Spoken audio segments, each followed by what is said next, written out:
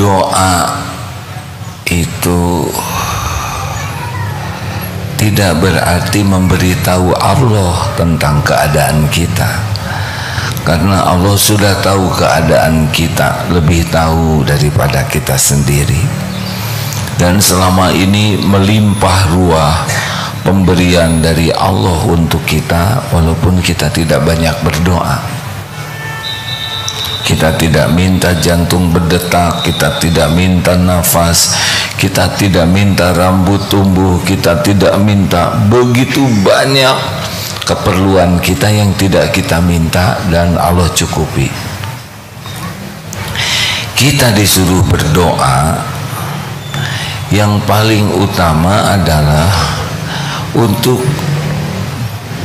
memperjelas pada diri kita posisi kita. Kita itu hamba, Allah itu Tuhan kita. Jadi doa itu ad-du'a huwal ibadah. Doa itu ibadah. Jadi bukan perkara dikabulkan atau tidak, tapi bagaimana doa itu menjadi ibadah kita, proses penghambaan kita kepada Allah. Jadi sadar diri kita tuh siapa ini, kita ini siapa, dan Allah tuh siapa. Sehingga kalau doa itu benar-benar adab kita sebagai hamba benar-benar terwujud. Hamba itu adalah yang tidak ada daya, tidak ada kekuatan. Nah, semakin kita merasa tidak berdaya nih tanpa pertolongan Allah, hanya Allah satu-satunya yang bisa menolong, tidak ada lagi selain Allah. Saya tidak bisa apa-apa, tidak ditolong Allah, tidak bisa apa-apa sama sekali, tidak ada yang bisa menolong, hanya Allah. Innallaha ala kulli syai'in qadir. Nah, ketika posisi hati kita posisi yang tidak ada daya, tidak ada kekuatan, la haula wala quwata illa billah, itulah saat yang paling disukai Allah. Di sana doa kita bisa lebih mustajab.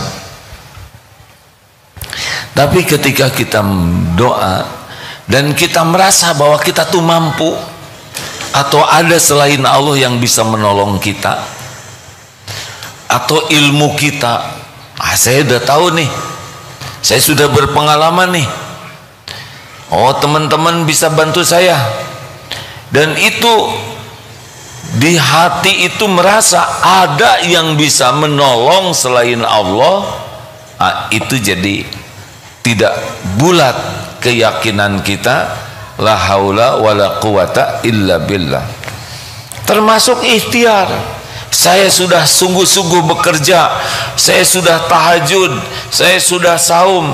Apa ini? Kenapa harus kita sampaikan? Kalau kita merasa dengan saum kita, dengan tahajud kita, Allah menolong kita, tidak. Kita harus akui sholat tahajud kita juga jauh dari kehusuan, benar?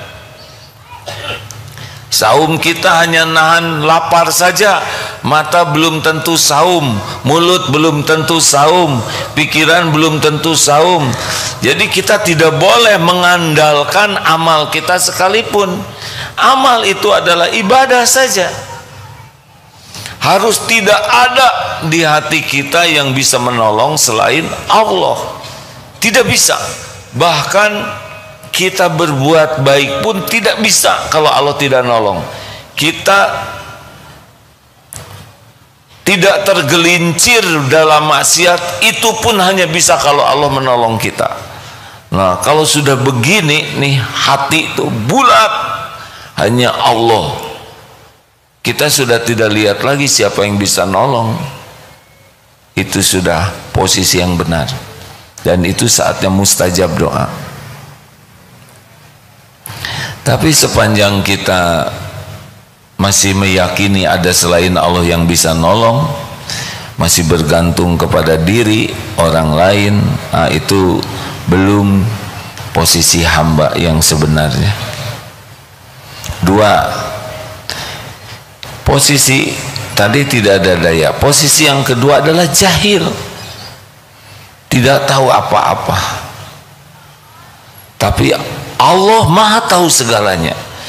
Kita harus dalam posisi, saya tidak tahu nih apa yang bakal terjadi nanti. Saya tidak tahu apa yang terbaik bagi saya. Saya tidak tahu musibah mana yang akan menimpa. Saya tidak tahu nikmat yang barokah untuk saya itu ada di mana. Tapi Allah Maha tahu segalanya. Akibat posisi merasa tidak tahu dan Allah yang Maha tahu, jadinya selalu minta diberi tahu oleh Allah, diberi petunjuk. Ini posisi yang diinginkan dari doa. Makanya ada istikharah. Tapi kalau kita sok tahu, sudah doa kita tidak, udahlah gampang, ini saya sudah tahu nih. Tahu apa? Gimana sekolah anak? Ribut, berdebat, ingin sekolah di sini, jangan di situ, harus ke situ. Sudah, tenang saja. Ini anak ciptaan Allah. Ini anak milik Allah. Allah menciptakan bakat dan potensi anak ini. Yang paling tahu sekolah terbaik untuk anak ini adalah penciptanya. Yang paling tahu potensi dan bakat anak ini adalah penciptanya. Ayo kita bimbing supaya anak ini dekat dengan Allah. Nanti Allah yang menunjukkan sekolah di mana, jadi apa, karena Allah yang paling tahu. Tidak ada pertengkaran karena mengandalkan Allah. Coba lihat suami istri yang tidak mengandalkan Allah. Saya ingin kuliah di sini, jangan ini, ribut saja karena tidak mengandalkan Allah. Cari jodoh, yang paling tahu yang terbaik adalah Allah. Tidak usah risau. Ya Rob, saya ciptaanmu. Ini buat yang belum menikah ya. Semua ikhwan atau akhwat juga ciptaanmu. Saya ingin berumah tangga yang bisa membuat bisa berjumpa denganmu. Engkaulah yang paling tahu. Bukan masalah rupa, bukan masalah casing, tapi siapa nih? Dan Allah yang paling tahu. Cari pekerjaan, bisnis apa, tidak mungkin dia melakukan sesuatu tanpa minta petunjuk Allah. Siapapun yang menganggap remeh istikharah, itu masalah. Termasuk mau datang ke sini, MT Aisyah dari Banjarnegara. Mana? Oh, ibu-ibu? Oh, di atas. Alhamdulillah ya. Ibu itu juga dari Banjarnegara. Alhamdulillah. Harusnya istikharah dulu ke sini, Bu. Sudah, Pak? Ah, syukurlah. Ya Allah, Engkau tahu siapa Agim yang sebenarnya. Media tidak tahu. Tidak ada yang tersembunyi bagimu ya Rob. Abdul Hakim Nastiar, Engkau tahu ilmunya seperti apa. Engkau tahu pikirannya, Engkau tahu hatinya, Engkau saksikan dosanya, Engkau tahu semua yang tersembunyi. Sekiranya ada manfaatnya silaturahim, mudahkan. Sekiranya tidak ada kebaikan, jangan. Gitu. Harus begitu. Sama mau belajar di YouTube, mau datang ke kiai, doa. Engkau yang Maha tahu segala yang tersembunyi. Saya hanya mohon kepadamu, guru yang bisa menyampaikan saya kepadamu. Tidak ada satupun ustadz, ulama, guru, kiai, kecuali Engkau tahu segalanya. Kalau mau buka YouTube di sini, mau datang ke pengajian, doa, jangan nafsu. Iya, jangan nafsu, tidak juga jangan karena nafsu. Allah yang tahu. Mungkin tidak dikenal, mungkin tidak populer, tidak apa-apa. Siapa tahu kekasih Allah. Tidak harus terkenal, tidak harus banyak followersnya. Mungkin di YouTube followersnya cuma 5, tetapi kalau orangnya diridhoi Allah, kita bisa lihat itu tayangan itu. Beli buku, ya Allah, Engkau tahu penulisnya, Engkau tahu niat menulis dan apa yang ditulis. Sekiranya ini benar membawa kebaikan, mudahkan saya memahaminya. Selalu bergantung kepada Allah yang Maha Tahu. Ini yang akan ditolong. Jangan sok tahu. Wa asa an takrahu syai'a wa huwa khairul lakum. Boleh jadi engkau tidak suka, padahal baik menurut Allah bagimu. Wa asa an tuhibbu syai'a wa huwa syarrul lakum. Boleh juga engkau suka, padahal buruk menurut Allah. Allah Maha tahu, wa antum la ta'lamun. Jadi posisi bodoh ini di hadapan Allah harus permanen di hadapan Allah. Jangan sok tahu. Ada apa-apa, tanya ke Allah, wah yang Maha tahu segalanya. Ada apa ini? Apa hikmahnya? Selalu dalam bodoh permanen di hadapan Allah, karena memang begitu. Allah akan menunjuki, insya Allah. Tidak ada yang tidak diketahui oleh Allah, awal, akhir, sekarang, yang akan datang. Dan Allah senang. Maka posisikan, ya Allah, saya tidak tahu saya harus datang kemana. Siapa yang menjadi jalan pertolonganmu? Rezeki saya di mana? Engkau yang Maha tahu, yang barokah, ya Allah. Saya harus pergi kemana? Saya dalam masalah, kalau harus lewat orang, ilmunya pertemukan dengan orang. Saya sakit, kalau sembuhnya lewat dokter, lewat obat. Engkau yang Maha tahu, obat yang mana, dokter yang mana, pengobatan yang mana. Selalu posisinya tuh tidak tahu apa-apa di hadapan Allah. Dan Allah lah satu-satunya yang tahu segalanya dan yang bisa menunjuki kita. 2, 3, fakir. Kita harus fakir permanen di hadapan Allah. Lillahi ma fis samawati wa ma fil ard. Milik Allah semua yang ada di langit dan di bumi. Kita tidak punya apa-apa. Tubuh ini pun bukan punya kita. Ini bukan punya kita nih. Ini sepenuhnya milik Allah. Semuanya milik Allah. Tidak ada satupun di langit dan di bumi serta yang ada di antaranya kecuali lillahi ma fis samawati wa ma fil ard. Dilatih hati ini untuk tidak pernah merasa memiliki apapun kecuali semua milik Allah. Ini akan jadi kebahagiaan, hadirin. Adanya tidak akan membuat sombong, ganti-ganti tidak jadi ujub, diambil juga tidak ada luka di hati kita. Dan kita pun tidak akan kagum kepada orang lain yang dititipi dunia.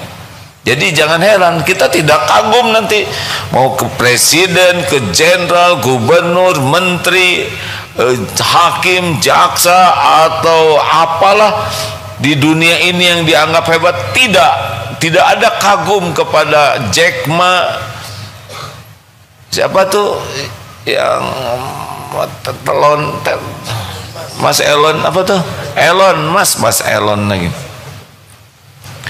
yang kaya-kaya di dunia. Enggak ada kagumnya sama sekali.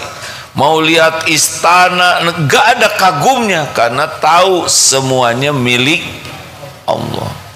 Kalau kita sudah tidak kagum dengan dunia ini, kita sudah selangkah menuju zuhud. Tambah langkah lainnya adalah tidak lengket di hati, jadi zuhud. Karena yakin semua milik Allah. Kita punya tabungan, tidak merasa terjamin oleh tabungan ini. Mau berapa banyak tabungan kita tidak menjamin. Kalau kita merasa terjamin oleh tabungan, berarti ada penjamin kita selain Allah. Tidak. Tabungan kita sekejap bisa tidak manfaat. Mau dikasih uang 200 juta, ya nggak mau tidak apa-apa, mau tidak. Tapi penyakit 300 juta, tekor. Tidak ada yang menjamin kita. Uang, aset, tabungan, tidak. Semua punya, mampetin jantungnya, udah selesai. Tidak bisa nyawa kita diperpanjang sekejap, kecuali Allah lah yang menghendaki. Maka kita punya apapun enggak boleh bersandar. Tidak usah merasa terhormat dengan dunia yang kita bukan kita miliki ya, dengan yang Allah titipkan, baik harta, rupa, gelar, pangkat, jabatan, kedudukan. Wah, kalau saya kuliah ini saya akan, enggak juga. Mau S1, S2, S3 atau setinggi apapun, kalau Allah tutup. Tidak ada. Saya punya relasi, enggak. Semuanya milik Allah. Kalau Allah kasih sampai kepada kita. Kalau Allah tahan, tidak ada yang bisa membukanya selain Allah sendiri. Kalau Allah ambil, tidak ada yang bisa menahannya. Pasti berangkat, pasti pergi. Kalau tangan ini sudah waktunya pulang, dia pasti pulang duluan nih tangan. Ya, semua ada waktunya. Milik Allah. Maka latih terus untuk tidak merasa memiliki, dan orang lain juga tidak punya apa-apa. Jadi sekarang kita mintanya ke Allah saja. Tapi orang itu kaya, itu milik Allah juga. Jangan bersandar sama kekayaan orang lain. Jangan bersandar kepada kepintaran, keahlian, keterampilan. Enggak. Sandaran kita hasbunallah wa ni'mal wakil, ni'mal maula wa ni'man nasir. Ini hamba. Kalau kita berharap ke makhluk, ya, pertama kita akan gelisah, tidak enak. Yang kedua, kita izahnya turun, kehormatan kita akan turun. Kalau kita ditakdirkan dapat lewat makhluk yang kita harapkan, kita sudah tidak dapat pahala tawakal, dan kehormatan kita jadi turun. Tapi kalau kita tidak berharap ke makhluk, kita tenang. Kalaupun takdirnya Allah memberi lewat makhluk, kehormatan kita tidak hilang. Setiap orang yang begini ke makhluk, dia diturunkan derajatnya oleh Allah. Walaupun pangkatnya tinggi, jabatannya tinggi, pasti dia tidak akan dimuliakan. Jangan hadirin, jangan berharap dari makhluk. Allah sudah tahu keperluan kita. Allah tahu keinginan kita. Allah yang punya segalanya. Kalaupun kita kepepet harus bicara ke makhluk syariat, mulut aja, nggak usah pakai hati. Hati ke Allah. Misal tidak ada uang untuk berobat, saudara mau pinjam mulut saja, nggak usah menghibah. Tolong dong, saya benar-benar, tidak usah seperti itu. Innalillahi wa inna ilaihi raji'un. Qadarullah, saya dalam keadaan sakit, ujiannya juga tidak ada biaya untuk berobat. Mau pinjam tapi tidak jelas kapan membayarnya, karena tidak terbayang uang bayarnya dari mana. Insya Allah kalau ada rezeki saya bayar. Kalau ada zakat, alhamdulillah. Kalau meminjamkan, alhamdulillah. Tidak juga, alhamdulillah. Lempeng, datar, bicara baik, fakta, jujur. Tinggal doa, ya Allah, sekiranya rezeki saya lewat beliau, semoga jadi amal soleh bagi beliau, sekiranya tidak lewat beliau, semoga beliau pun dapat pahala niat baik menolong saya. Engkaulah satu-satunya. Maaf ya saya tidak bisa bantu. Masya Allah, tidak apa-apa sama sekali. Kecewa tidak? Tidak. Karena saya yakin rezeki itu Allah yang mengatur sepenuhnya. Itu begitu. Tidak stres. Kalau kita berharap nanti kita suka berburuk sangka orang itu pelit.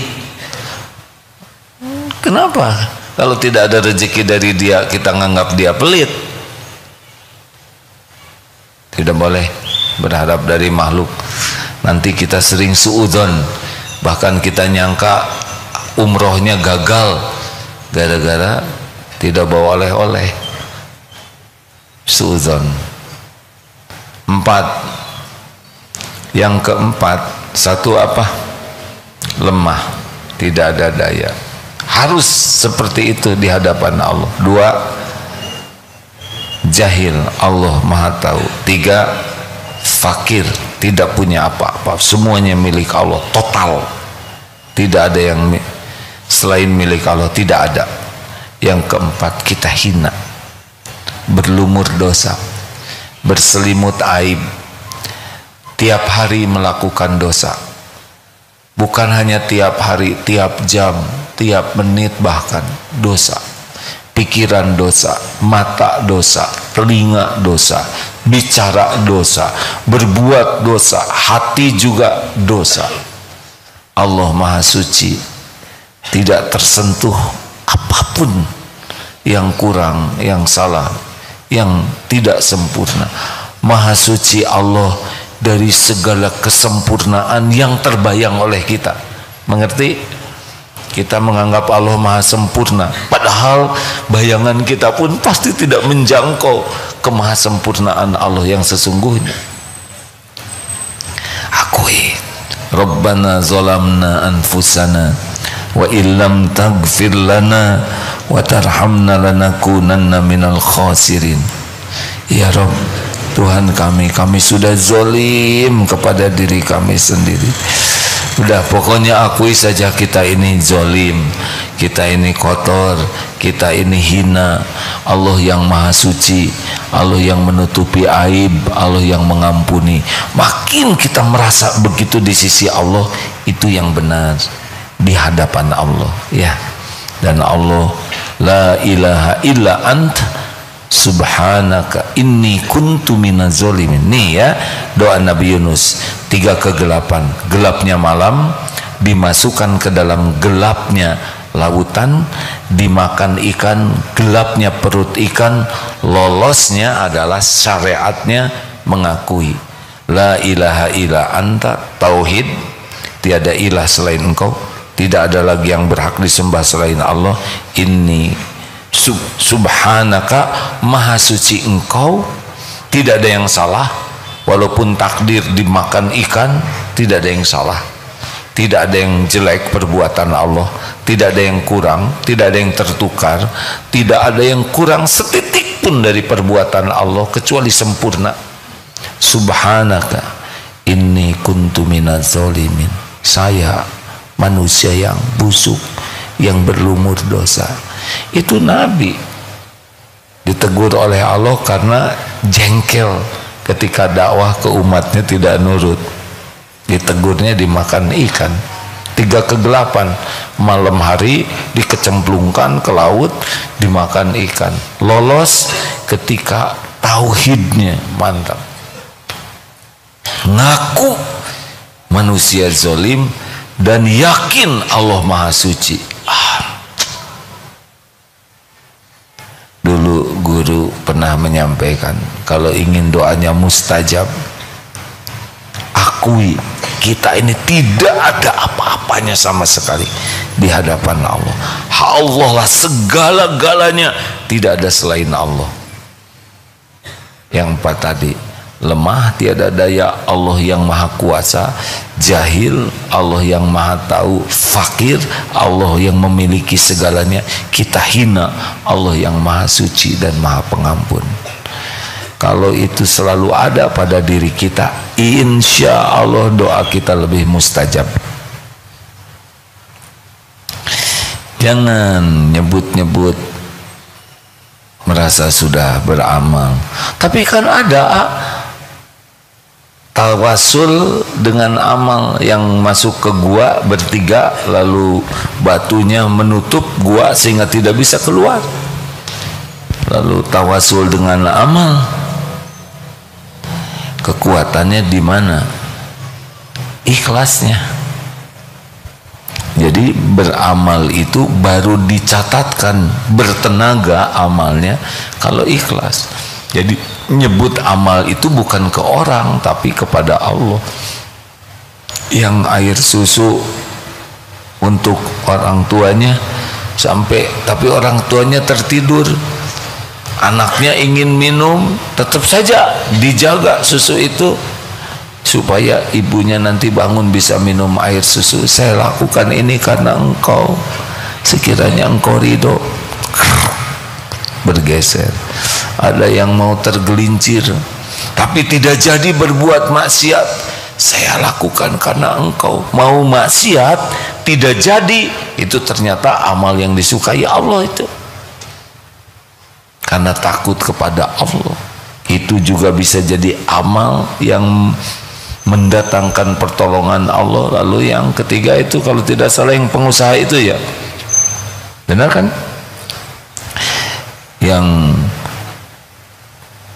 gajinya itu kan, gajinya mau diberikan ternyata orangnya tidak ada, lalu digolangkan sampai besar udah untung banyak, datang itu karyawannya, diberikan semua modal berikut keuntungannya. Saya lakukan karena engkau ya Allah. Kita mau tawasul amal yang mana? Udah amalnya jelek, tidak ikhlas.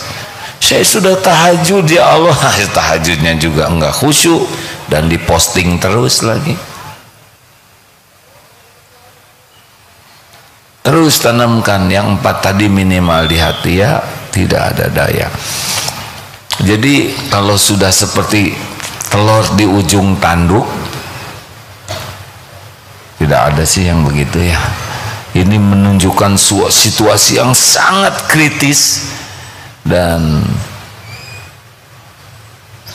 telur di ujung tanduk domba misalkan, dan dombanya sedang kaligata, ini rawan sekali, susahlah ngebayanginnya. Yang jelas makin tidak ada diri kita, makin hanya Allah segala-galanya, itu makin bagus. Ya semoga Allah menolong kita memiliki keyakinan seperti itu. Jadi kita bergaul dengan orang tuh tidak ada harap apa-apa, karena tahu semua nikmat datangnya dari Allah saja, lewat siapa yang Allah kehendaki. Tidak harus lewat sini. Kita jual beli, kita jujur, orang tidak jadi beli, tidak apa-apa, tidak ada masalah sama sekali, karena kita jual beli adalah amal soleh. Rezeki kalau tidak lewat dia, Allah kalau mau ngasih rezeki lewat yang lain, ini pasti nggak jadi, tapi sudah ada pahalanya. Gitu. Mendidik anak belum bisa balas budi, nggak ada masalah, kita sudah ada pahalanya, ada waktunya. Ada yang anak asuh tapi menjengkelkan sekali, ya terus saja baik, sampai kapan terus saja berbuat baik, karena dicatat semua kebaikannya. Anak asuhnya belum baik, ada waktunya. Tidak ada satupun kebaikan orang tua asuh kalau ikhlas yang tidak dibalas oleh Allah.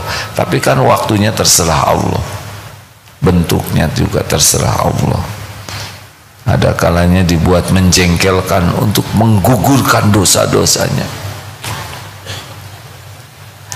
Ada kalanya Allah menggugurkan dosa suami dengan istri yang menjengkelkan, ya, yang salah aja kelakuan suami, menguap, jangan dibuka mulutnya, jadi menguapnya tipis begitu. Ada yang semuanya salah aja, nikmati saja, ya tinggal kita perbaiki, benar. Sebagai ada juga istri yang berguguran dosanya karena suaminya teh nggak baik, sering berkata tidak enak, yes, terus jalanin, minta tolong terus ke Allah. Allah penguasa takdir, ya. Ada waktunya, ada waktunya. Tidak harus selalu sesuai dengan keinginan kita. Terima kasih. Ustaz mau menambahkan? Silakan Ustaz. Hadis yang tawasul tadi ya dibacakan secara lengkap ya. Oh ya, ini hadis yang tawasul. Saya mohon maaf tadi saya tidak hafal secara utuh ya. Ada pertolongan Allah ya kan? Langsung ada yang membacakan. Masya Allah, semuanya kebaikan datang dari Allah. Silakan Ustaz. Dari Abu Abdurrahman yaitu Abdullah bin Umar bin Khattab radhiyallahu an, beliau mendengar Rasulullah sallallahu alaihi wasallam bersabda, ada 3 orang dari orang-orang sebelum kalian berangkat bepergian. Satu saat mereka terpaksa mampir bermalam di satu gua. Kemudian mereka pun memasukinya. Tiba-tiba jatuhlah sebuah batu besar dari gunung lalu menutupi gua itu, dan mereka berada di dalamnya. Mereka berkata bahwasanya tidak ada yang dapat menyelamatkan semua mereka dari batu besar tersebut kecuali jika mereka memohon pertolongan kepada Allah dengan menyebut amal baik mereka. Salah seorang dari mereka berkata, ya Allah, aku mempunyai 2 orang tua yang sudah sepuh dan lanjut usia, dan aku tidak pernah memberi minum susu di malam hari kecuali sebelum memberi kepada keduanya. Aku lebih mendahulukan mereka berdua daripada keluarga dan anakku atau budakku. Kemudian pada satu hari aku mencari kayu di tempat yang jauh. Ketika aku pulang ternyata mereka berdua telah terlelap tidur. Aku pun memerah susu dan aku dapati mereka sudah tertidur pulas. Aku pun enggan memberi minum tersebut kepada keluarga ataupun budakku. Seterusnya aku menunggu hingga mereka bangun, dan ternyata mereka barulah bangun ketika subuh, dan gelas minuman itu masih terus di tanganku. Selanjutnya setelah keduanya bangun, lalu mereka meminum minuman tersebut. Ya Allah, jikalau aku mengerjakan demikian itu dengan niat benar-benar mengharap ridhomu, maka lepaskanlah kesukaran yang sedang kami hadapi dari batu besar yang menutupi kami ini. Batu besar itu tiba-tiba terbuka sedikit, namun mereka masih belum dapat keluar dari gua. Nabi SAW bersabda, lantas orang yang lain pun berdoa, ya Allah, dahulu ada 2 putri pamanku yang aku sangat menyukainya. Aku pun sangat menginginkannya, namun ia menolak cintaku. Hingga berlalu beberapa tahun ia mendatangiku. Aku pun memberinya 120 dinar. Namun pemberian itu dengan syarat ia mau tidur denganku. Ia pun mau, sampai ketika aku ingin menyentuhnya, keluarlah dari lisannya, tidak halal bagimu membuka cincin kecuali dengan cara yang benar. Maksudnya halal dengan cara menikah. Aku pun langsung tercengang kaget dan pergi meninggalkannya, padahal dia yang paling aku cintai. Aku pun meninggalkan emas dan dinar untuknya. Ya Allah, jikalau aku mengerjakan sedemikian itu dengan niat benar-benar mengharapkan ridhomu, maka lepaskanlah kesukaran yang sedang kami hadapi. Dan batu besar itu kemudian bergeser lagi. Nabi SAW bersabda, lantas orang ketiga juga berdoa, ya Allah, aku dahulu pernah mempekerjakan beberapa pegawai, lantas aku memberikan gaji kepada mereka. Namun ada satu yang tertinggal yang tidak aku beri, malah uangnya aku kembangkan hingga menjadi harta yang melimpah. Satu saat ia pun mendatangiku. Ia pun berkata padaku, wahai hamba Allah, bagaimana dengan upahku dulu?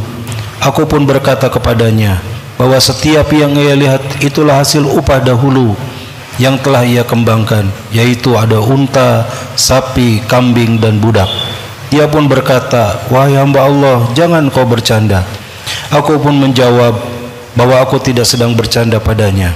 Aku lantas mengambil semua harta tersebut dan menyerahkan padanya tanpa tersisa sedikit pun.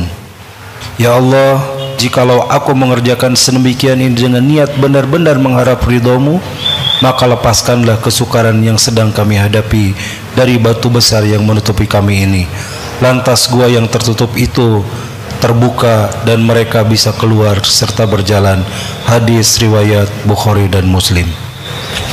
Masya Allah, apa yang bisa kita ambil? Keikhlasan. Yakinlah yang tiga tadi tidak akan memamerkan amalnya di hadapan orang, karena tadi juga selalu menyebutkan hanya karena ridho Allah, berbakti ke orang tua, menjauhi maksiat dan zuhud terhadap dunia. Dia warok, tidak mau menahan apa yang bukan miliknya. Dahsyat. Itu pasti miracle. Batu besar bisa bergerak sendiri, mudah bagi Allah ya. Tapi tawasul dengan amal soleh boleh, itu dalilnya sahih. Ada pertanyaan silakan. Tidak ada, terima kasih. Rekan-rekan sekalian, jangan anggap remeh berharap ke makhluk, itu tidak disukai oleh Allah. Kecukupan bagi kita, wa may yatawakkal 'ala Allah fahuwa hasbuh. Barang siapa yang tawakal kepada Allah, hatinya lepas dari berharap, bersandar, bergantung ke makhluk. Hanya Allah saja yang menjadi sandarannya, Allah cukupi. Jadi kecukupan itu intinya datang dari ketawakalan. Dilatih. Ayo kita latih. Jangan bersandar ke siapapun. Hati-hati kalau ada orang baik selalu ngasih kepada saudara. Dikit-dikit dikasih, dikit-dikit dikasih.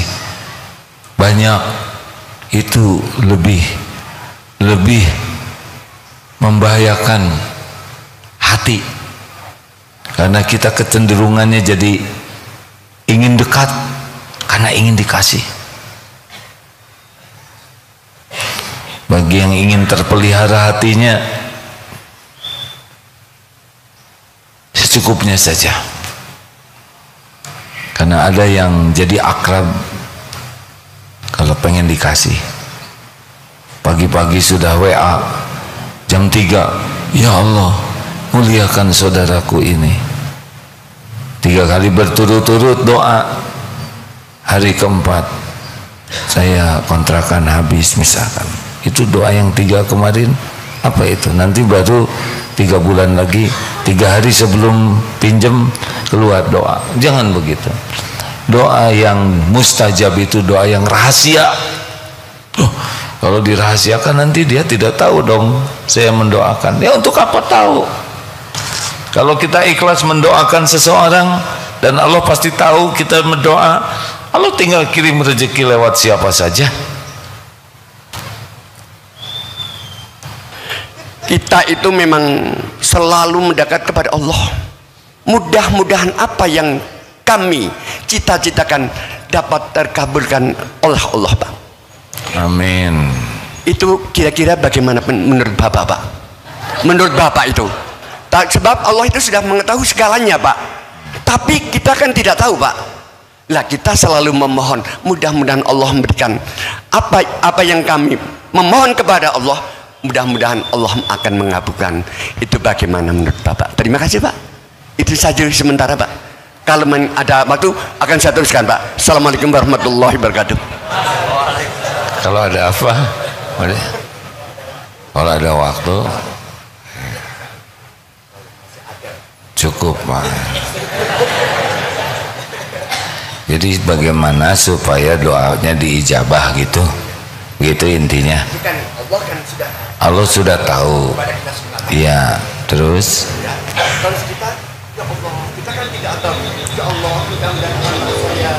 terus kita doa. Iya. Kepada keluarga, kepada Pak. Iya. Ya doa saja. Doa itu ibadah. Doa huwal ibadah. Doa itu ibadah. Sudah. Bapak mau apa lagi? Saya sudah sejam tadi menjelaskan. Nah, supaya ibadahnya ini paten, posisi yang tadi itu, yang minimal 4 tadi itu ada di hati.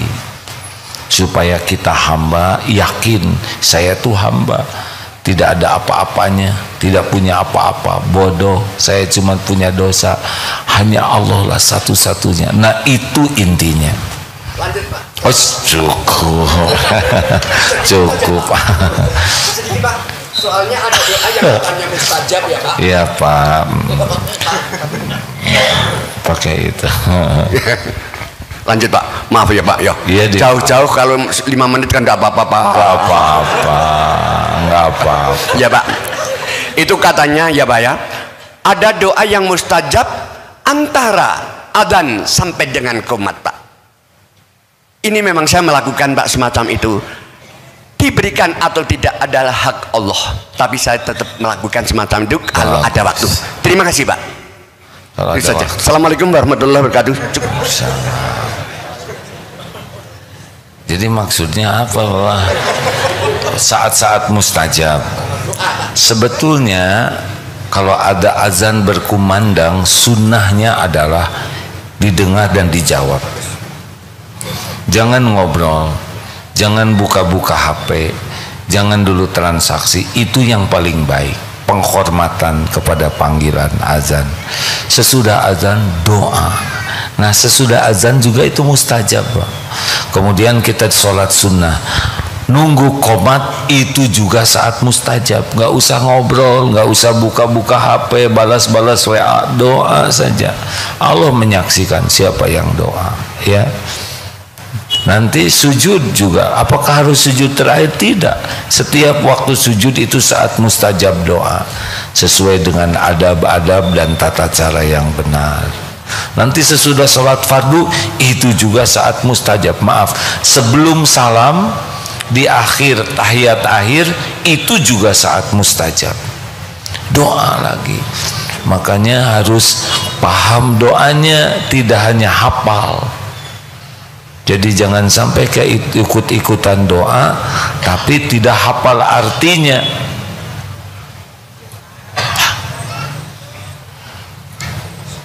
Karena Allah tidak mengabulkan doa yang ghaflah, yang lalai, yang tidak paham.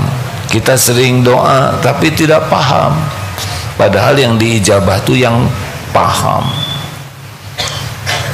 Jadi kalau ada imam doa amin amin amin amin amin amin, kita tidak tahu padahal imam sedang ngobrol dengan temannya dalam bahasa Arab.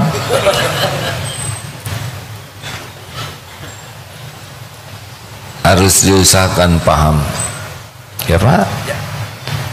Senang sekali saya berjumpa dengan Bapak. Alhamdulillah. Namanya belum. Bapak siapa? Saya Muhammad Jamil Rifai. Muhammad Jamil Rifai, nama yang sangat bagus, Pak. Umur 47 di balik, Pak. Umur 47 di balik. Kalau ini katanya sombong, enggak 47 saja tapi di balik. 47 saja di balik, ya. Kalau Bapak bahagia, saya setuju, Pak. Ya. Ya Allah, amin.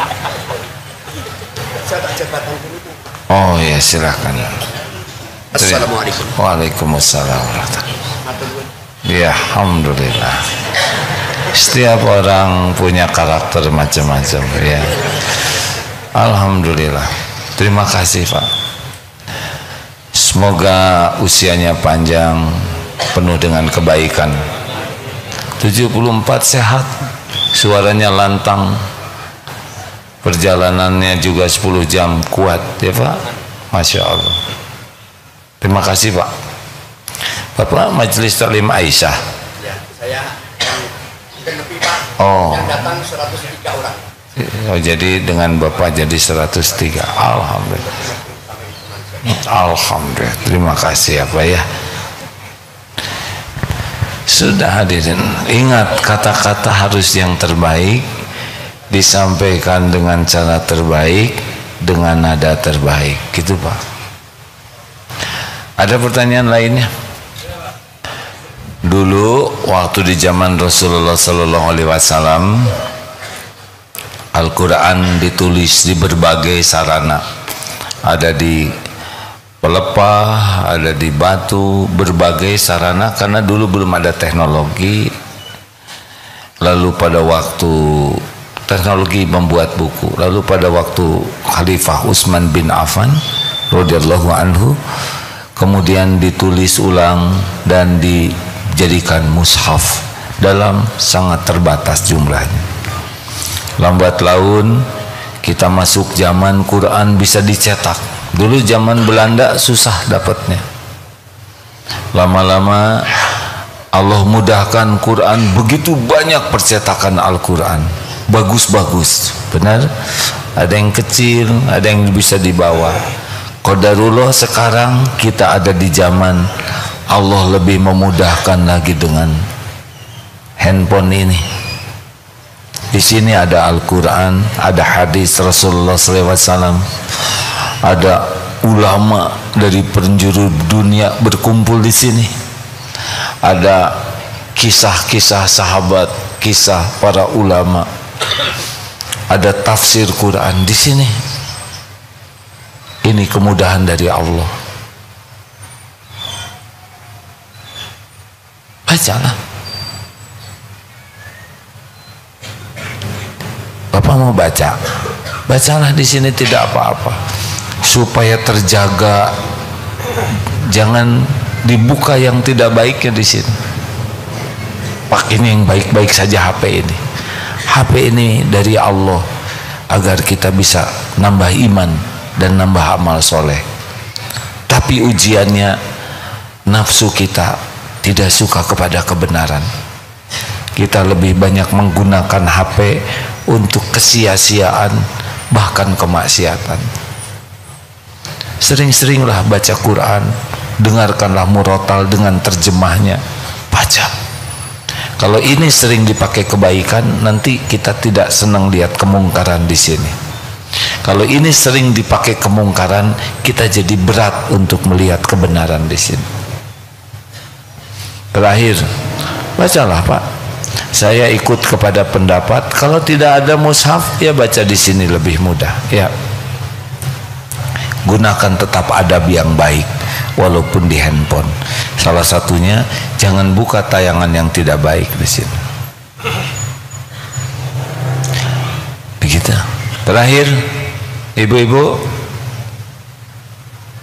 ada satu terakhir, silakan Bu.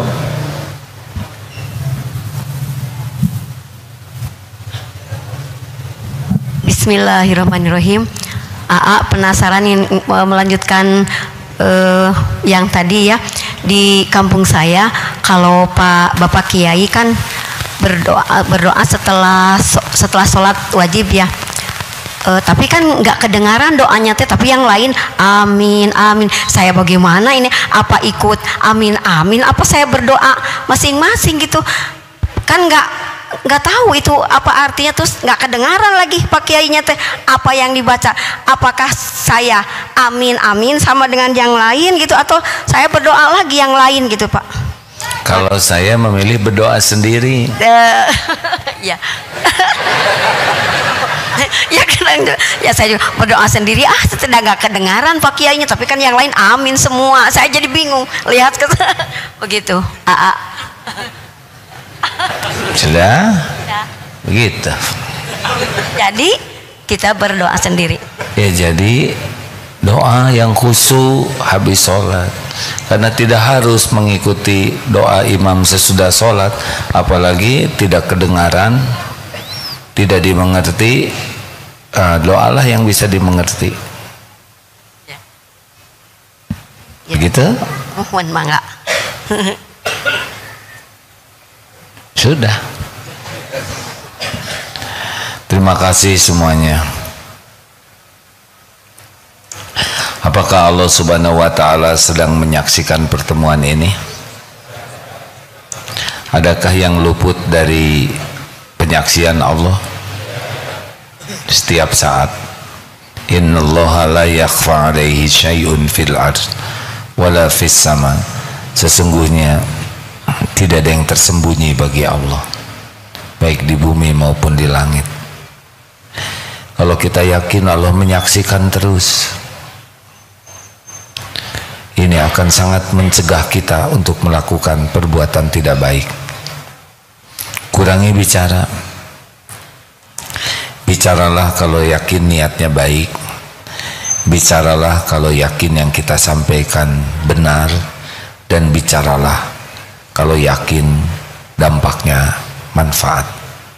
Kalau tidak ada, sudah zikir sajalah. Berbanyak istighfar. Karena setiap saat kita berpeluang melakukan dosa dan menambah terus dosa. Istighfarlah obatnya. Allahumma salli ala sayyidina Muhammadin wa ala alihi wa ashabihi ajma'in. Alhamdulillahi rabbil alamin. Ya Allah ya Hayyu ya Qayyum bi rahmatika nastaghits. Ya arhamar rahimin irhamna. Allahumma inna nas'aluka bi annaka lakal hamd la ilaha illa ant wahdaka la syarika lak ya mannan badi'us samawati wal ard ya zal jalali wal ikram ya hayyu ya qayyum. Duhai Allah yang maha menatap, berkahi majlis ini. Engkaulah yang mengatur pertemuan ini terjadi. Engkau yang berjanji majlis ilmu, majlis zikir adalah tempat engkau mengampuni dosa hamba-hambamu.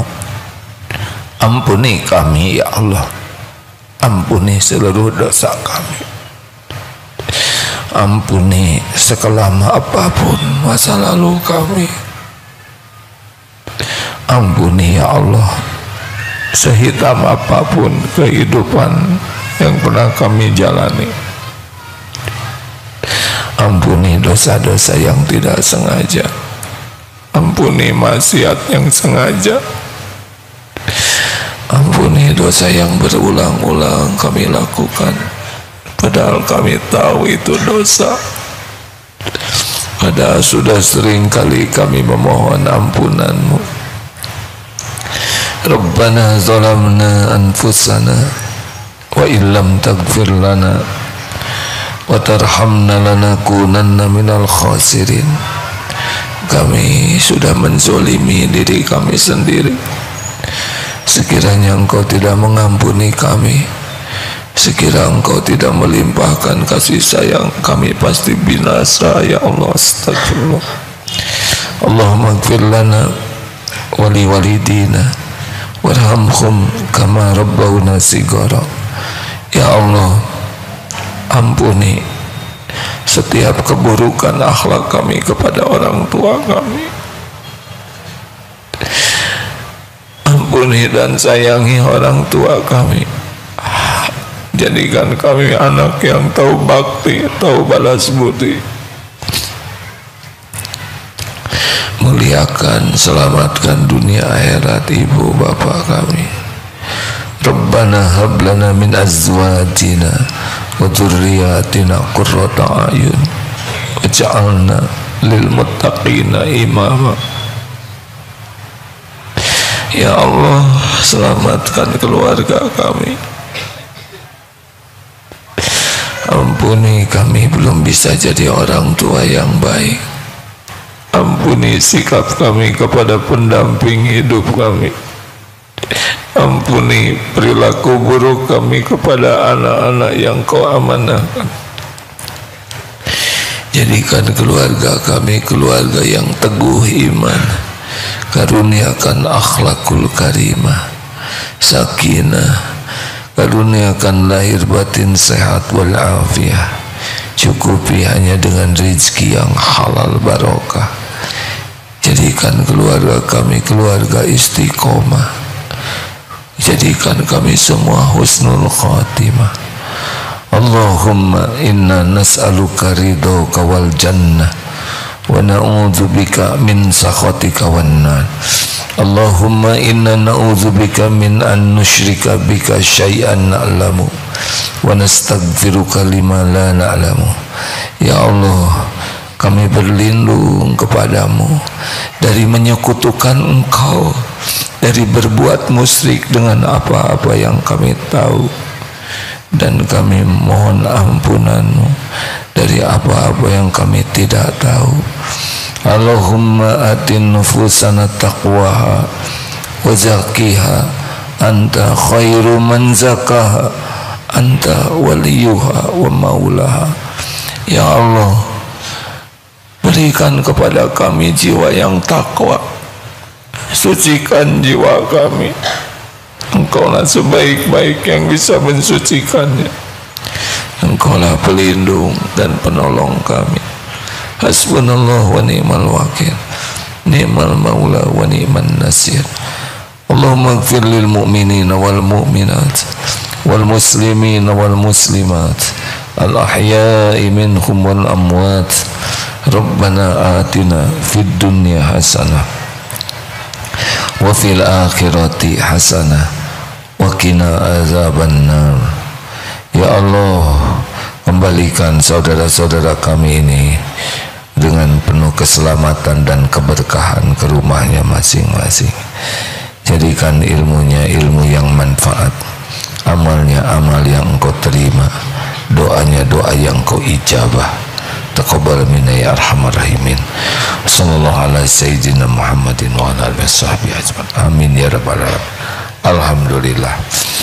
Terima kasih. Pasti banyak malaikat walaupun kita tidak melihatnya, terus mendoakan kebaikan bagi kita. Masya Allah. Subhanakallahumma bihamdik, asyhadu an la ilaha illa anta, astaghfiruka wa atubu ilaik. Terima kasih semuanya. Mohon maaf. Assalamualaikum warahmatullahi wabarakatuh.